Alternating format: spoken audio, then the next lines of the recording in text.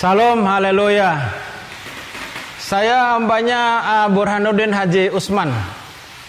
Lahir dari keluarga non Kristen dan tidak ada leluhur saya menjadi orang Kristen. Ayah dan ibu saya Muslim dan beliau adalah haji.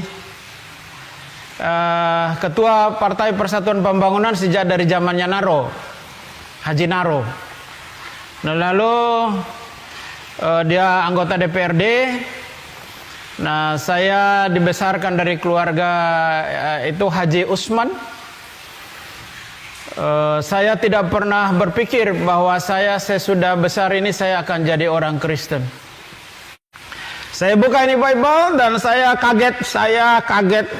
Saya menemukan satu kalimat yang paling depan, itu ada kalimat kejadian.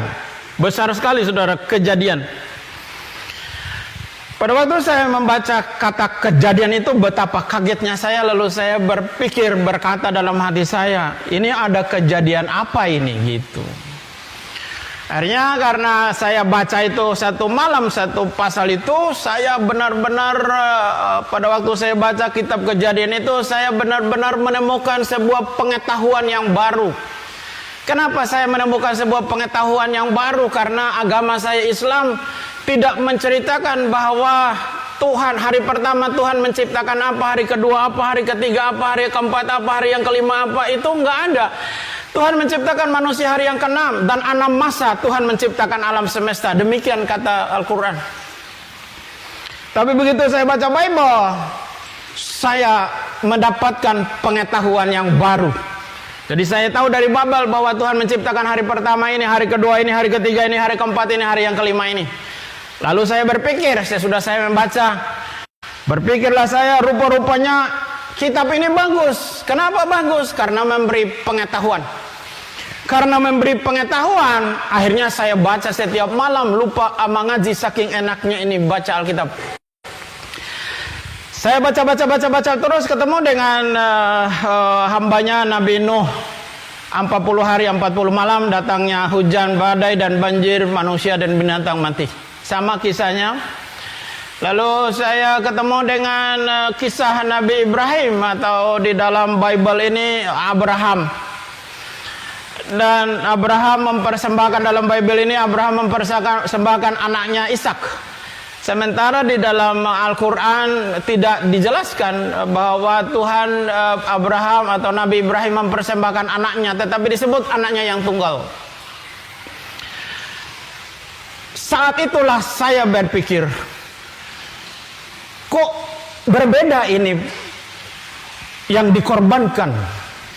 Satu tidak dijelaskan, yang Bible dijelaskan. Anakmu yang tunggal yang bernama Ishak.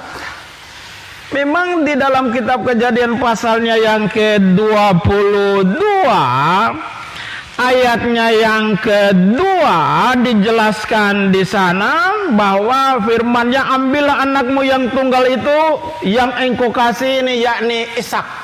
Memang secara terang-terangan bahwa yang dikorbankan itu adalah Ishak. Tapi saya berpikir dua agama ini salah.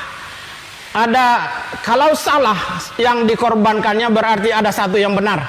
Mana yang benar, itu saya cari. Saya tidak mencari guru ngaji untuk menanyakan kasus ini. Saya juga tidak mencari pendeta atau orang Kristen untuk menanyakan mana yang benar di antara dua cerita ini. Lalu saya berdoa kepada Tuhan, Tuhan berikan kepada hikmat, mana yang benar di antara dua kitab suci ini, dan mana yang benar di antara dua agama ini, karena ini adalah dasar. Kalau dasar, pondasi rumah yang kita bangun dasarnya salah, ke atasnya pasti salah. Kalau dasar iman itu salah, ke atasnya juga pasti salah. Nah, lalu tahun berikutnya saya baca Perjanjian Baru.